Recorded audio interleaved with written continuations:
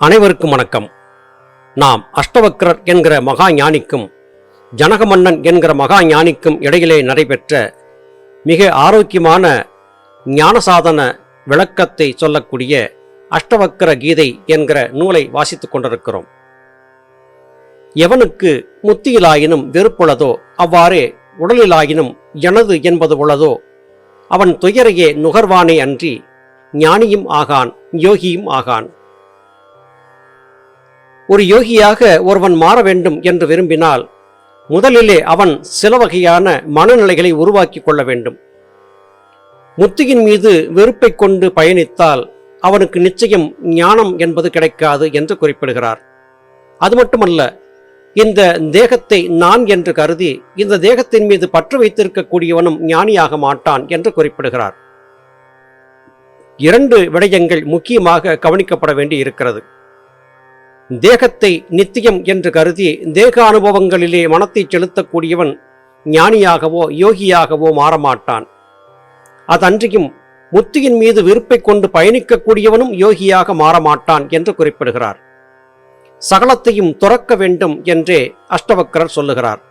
எல்லா வகையான ஆசைகளையும் துறக்க வேண்டும். தமிழிலேயும் இது போன்ற விடயத்தை சொல்லக்கூடிய வார்த்தை பதம் உள்ளது.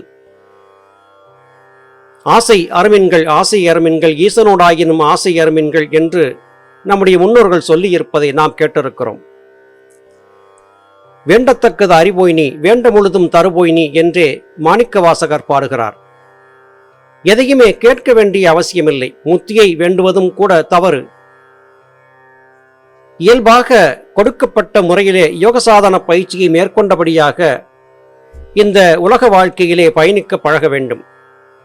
முத்தி வேண்டும் என்று எண்ணக்கூடிய அந்த எண்ணமும் கூட தேவையற்றது என்று அஷ்டவக்ரர் குறிப்பிடுகிறார். பகவான் கிருஷ்ணரும் கூட கீதையிலே இதையே சொல்லுகிறார்.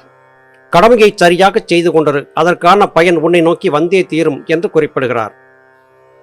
கடமையிலே மனத்தை செலுத்தக்கூடிய ஒருவன் அதன் விளைவாக கிடைக்கக்கூடிய பயனை பற்றி சிந்தித்தால் அந்த கடமையை சரிவர செய்யாமல் போய்விடுவான். ஒரு பணியிலே ஈடுபட்டிருக்கக்கூடியவன் அந்த பணியை செவ்வனே செய்ய வேண்டும் என்றால் பணி முடிந்த பிறகு இந்த பணிக்கான ஊதியம் நமக்கு கிடைக்குமா, கொடுப்பார்களா மாட்டார்களா, ஒருவேளை ஊதியத்தை குறைத்து விடுவார்களா, இவன் நல்லவனா கெட்டவனா, இவனை பற்றி தெரியாமல் இந்த பணியிலே ஈடுபட்டு விட்டோமே என்றெல்லாம் எண்ணிக்கொண்டிருந்தால் செய்யக்கூடிய செயலிலே அவனுக்கு நாட்டம் என்பது இல்லாதாகிவிடும். அரைகுறை மனத்தோடு செய்யக்கூடிய எந்த ஒரு காரியமும் நல்ல ஒரு விளைவை கொடுப்பதில்லை. அதுபோல முத்தியை பற்றியதான எண்ணத்தை கை கொண்டபடியாக ஒருவன் பயணிக்கும் போது அவனுக்கு ஏற்படக்கூடிய சிறு சிறு தோல்விகளை கண்டு கூட அவன் மனம் சலனம் பெறுகிறது. அது காரணமாக அந்த விடயத்திலே தொடர்ந்து ஈடுபட முடியாதபடியாக அவனுடைய மனம் குழம்பி தவிக்கிறது. எனவே அவன் துயரத்தைத்தான் சந்திப்பானே அல்லாது நிச்சயமான ஞானத்தை நோக்கி நகரமாட்டான். செய்யக்கூடிய காரியத்திலே எந்த விதமான பற்றும் வைக்காமல் முறைப்படி ஒரு யோகசாதன பயிற்சியாளரிடமிருந்து யோகசாதன பயிற்சியை கற்றுக்கொண்டான பிறகு அந்த பயிற்சியிலே எந்த விதமான சந்தேகத்திற்கும் இடங்கொடாதபடியாக இயல்பாக அதை பயின்றபடியாக பயணிக்க வேண்டும். அதன் காரணமாக ஏற்படக்கூடிய விளைவுகளை பற்றிய ஆராய்ச்சிகளை விட்டுவிட வேண்டும். பராபரத்தை நம்பி பயிற்சியை செய்து கொண்டிருந்தால் இதற்கு முன்பு இப்படிப்பட்ட பயிற்சிகளை செய்திருந்த மகான்கள் அனைவரும் வெற்றியாளர்களாகவே இருந்திருக்கிறார்கள் என்கிற காரணத்தால் வெற்றியா தோல்வியா என்பதை பற்றி சிந்திக்காமல் ஒரு யோகி இடையராது தன்னுடைய யோக பயிற்சியை செய்தபடியாக பயணிக்க வேண்டும் என்றே அஷ்டவக்ரர் சொல்லுகிறார்.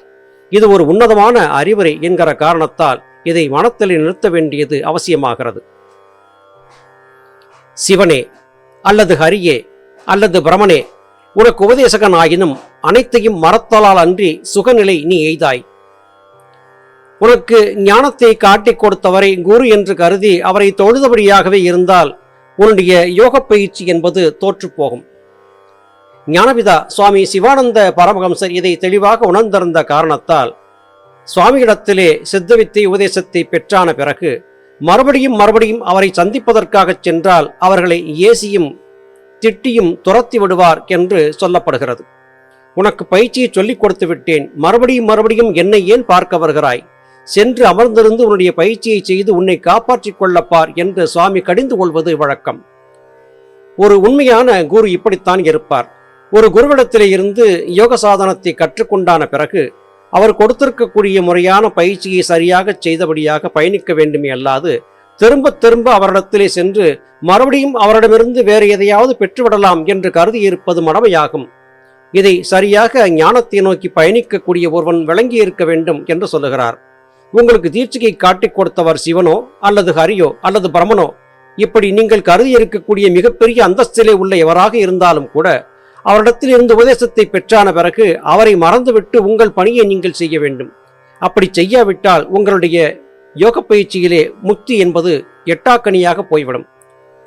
அவர் கொடுத்த வித்தையை பற்றி கொள்ளுங்கள். அவரை விடுத்துவிட்டு உங்கள் பணியை தொடர்ந்து செய்யுங்கள். திரும்ப திரும்ப அவரிடத்திலே சென்று வேறு எதையாவது கேட்டுக்கொண்டிருக்கும் வழக்கத்தை கைவிடுங்கள். உங்களை நம்பி பயணப்படுங்கள் என்று அஷ்டவக்கரர் சொல்லுகிறார். உள்ள நிறைவும் இந்திரிய அமைதியும் பெற்று தனிமையில் எவன் என்றும் இன்புறுவனோ அவனே ஞானப் பயனையும் யோகப் பயிற்சியின் பயனையும் எய்தினோனாவான்.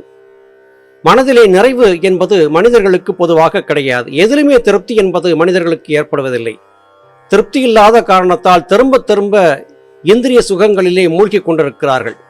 ஒருவன் தன் மனைவியோடு காதலியோடு கலவி இன்பத்திலே ஈடுபட்டு ஆனந்தத்திலே திளைக்கிறான்.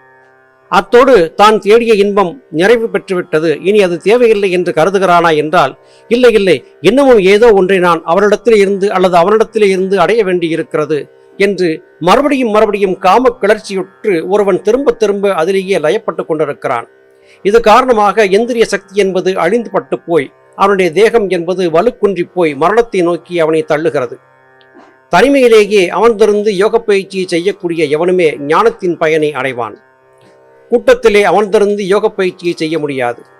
அப்படி என்றால் சத்சங்கங்கள், கூட்டு தியானங்கள் எதற்காக என்கிற கேள்வி வருகிறது.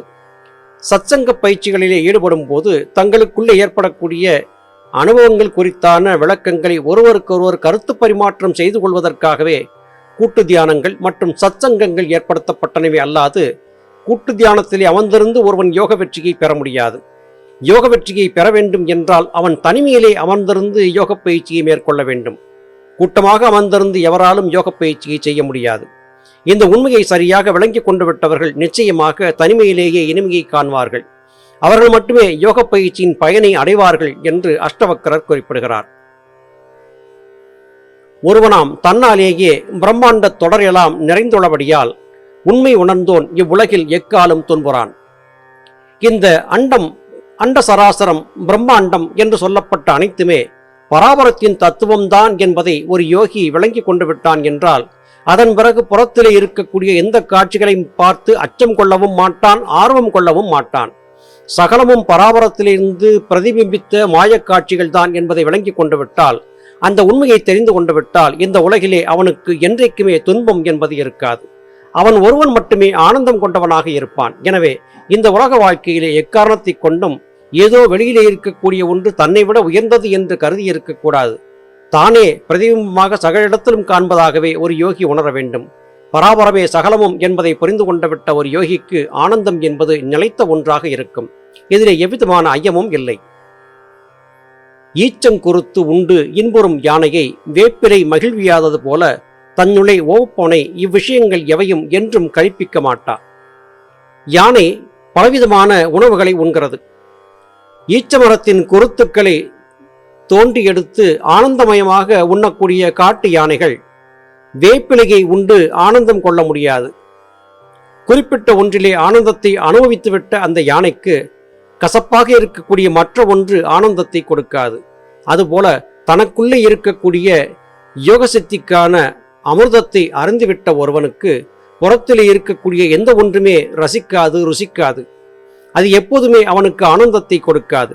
எனவே தனக்குள்ளே ஆனந்தத்தை தேட வேண்டுமே அல்லாது புறத்திலே ஆனந்தத்தை தேடக்கூடியவன் நிச்சயமாக துன்பத்தைத்தான் சந்திப்பானே அல்லாது அவன் ஆனந்தத்தை கைக்கொள்ள மாட்டான் என்பதே அஷ்டவக்கருடைய தீர்ப்பாக இருக்கிறது. நல்லது சகோதர சகோதரிகளே, மீண்டும் அடுத்த பதிவிலே உங்களை சந்திக்கிறேன். அதுவரையிலும் நன்றி, வணக்கம்.